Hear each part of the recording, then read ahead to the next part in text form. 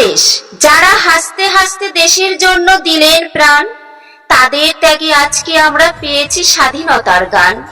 আজ আকাশে তিরঙ্গা দেখে গর্বে ভরে বুক, আমার ভারত আমার মা, তোমায় ভালোবাসি খুব।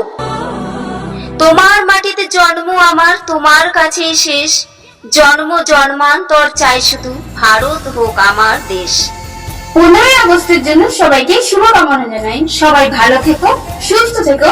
জয় হিন্দ, জয় ভারত।